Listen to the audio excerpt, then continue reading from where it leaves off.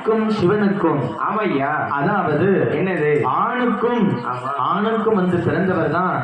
பங்குனி உத்தரத்துக்கு ஆயிட்டுன்னா கும்பா புளியோதரைய பொங்கி அடைச்சிட்டு கோயில போய் உட்கார்ந்து சாப்பிட்டுட்டு 2 நாள் பொழுது போயிட்டு வருவோம் பத்தியா. பங்குனி உத்தரத்துக்கு யாரை பார்க்க போவோம்? குலதெய்வத்தை பார்க்க, சாஸ்தாவை பார்க்க தான் போவோம். அப்படி பிறந்த தர்ம ஞான சாஸ்தாவாகப்பட்டவர் அரிக்கும் சிவனுக்கும் வந்து பிறந்தார். எப்படி அவனுடைய கதையை நாம் இங்கு பிரித்து சொல்லுவோமா? சாமி ஆதிவள்ளி கைலாசத்தில் ஆதிவள்ளி கைலாசத்தில் ஆணி பொன்னா முடிதூலங்க காணுவா அரணோடு பார்வதியோ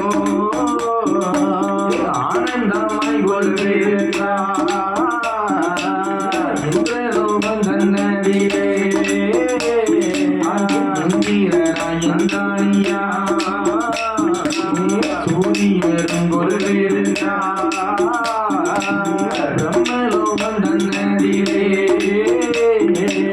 பிரம்மாவும் ஜனதியோ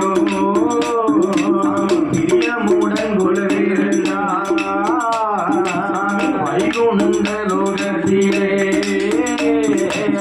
பச்சமாறு லட்சுமியோ மௌசுடனே கொள்கிறார் கோடி தேவர்களோ 40,000 கோடி ரிஷிமார்களோ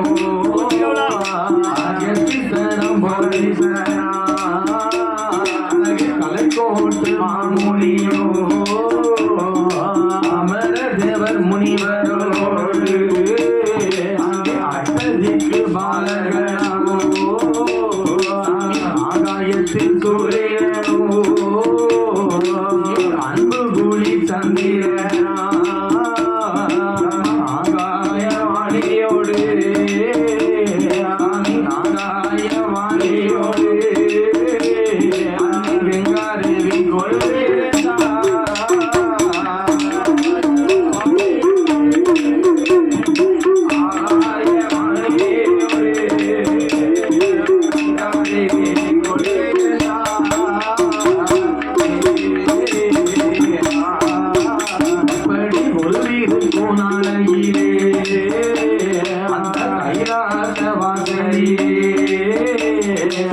கரை கண்ட பகவானுக்கு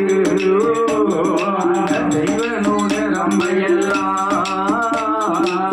விரணனும் வருவாரே ரம்பையவ வருவாரா அவர் நடனமது ஆடுவாரே ஊர்வசியா வருவாரே உல்லாசமா பாடுவாரே வருவாளே மிருதங்கமும் போடுவாளே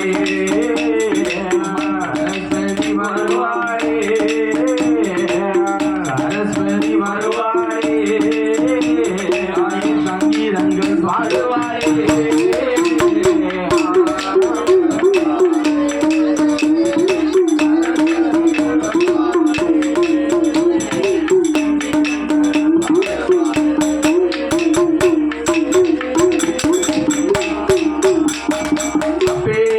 இறைவன் வாழக்கூடிய அந்த ஆதிவள்ளி என்னும் கைலாச வாசலிலே சாட்சாதி சிவபெருமானோடு அங்கு யாரெல்லாம் குருவிருந்து வருகிறார் என்று தெரியுமா? யாரும் சாமி ஆகாயத்தில் சூரியனோ அன்பு காட்சி சூரியனோ அன்பு குடி சந்திரனா ஆகாயவாணியோடு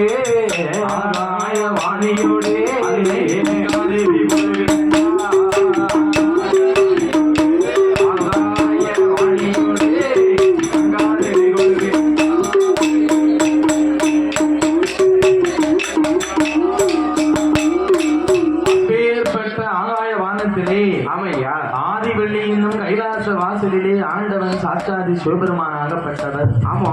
சக்தியோடு கொலிவிருந்து வர சரி. கொலிவிருந்து வரக்கூடிய பகவான் அந்த பகவானும் அதாவது என்ன? ஓர் அறிவு முதல் ஆமா. 6 அறிவு படைத்த மானிட மனுக்களாகப்பட்ட நாமை படைத்த ஆண்டவன்.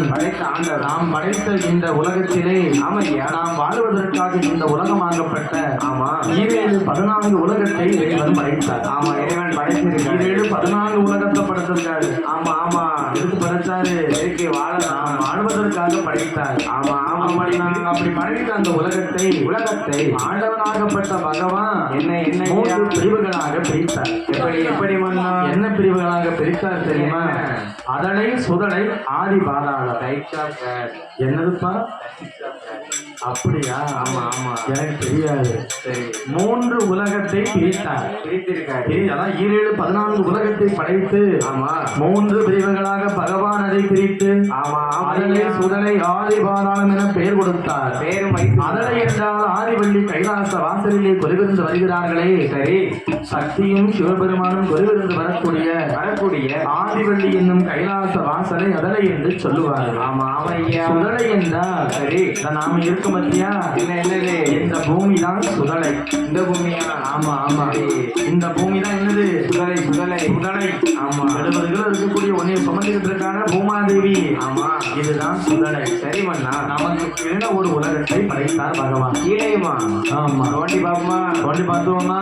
ஆமா தோண்டி பார்க்கணும். இனிமே தண்ணி கூட வராது. ஆமா இந்த தண்ணி நிறைஞ்ச இடம்தான்ப்பா. ஆமா நமக்கு கீழே ஒரு உலகம் இருந்தது. அதுதான் என்னது? என்ன ஆதி பாதாள உலகம். சரி நீ அப்பேற்பட்ட உலகத்திலே அப்பேற்பட்ட உலகத்திலே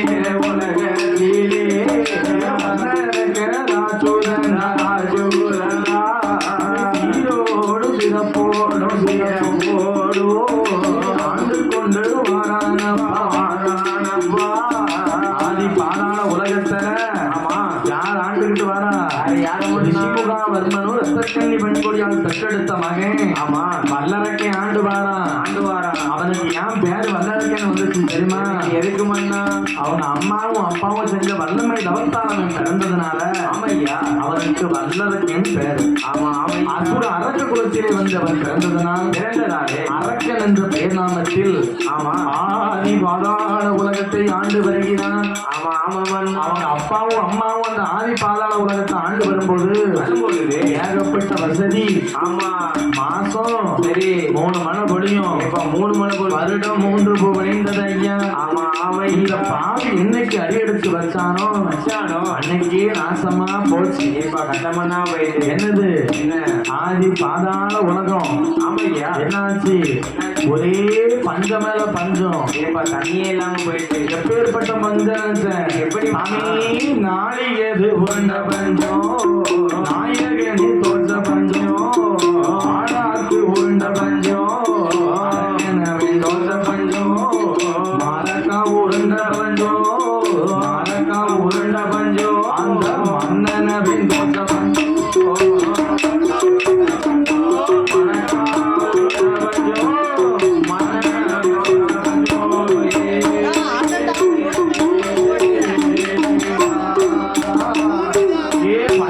பஞ்சம் கொடிய பஞ்சம்ப்பா.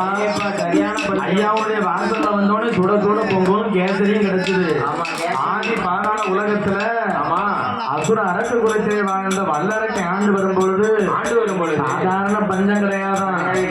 நாளை உருண்டுட்டுனா என்ன அர்த்தம்? என்னது? ஒரு பேருக்கு சோத்துக்கு வழி கிடையாது. ஒரு நெல்லு கூட விளையல ஒரு நெல்லு கூட விளையல. அப்ப எப்பேற்பட்ட ராசிக்காரனா இருப்பான் பாத்துக்க. வல்லரக்கை சரியான ஆமா அதனாலதான் அவன் படி ஏறும் போது அதாவது வல்லரக்கை 9 படி ஏறி அரியணை ஏறினானா. எப்படி பதவி பிரமாணம் செய்யும் பொழுது ஆமா 9 படி ஏறி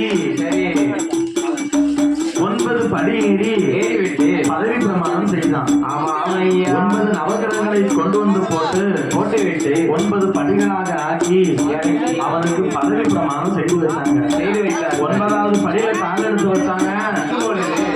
படி என்னாச்சு? 2 தூண்டா உடைஞ்சது.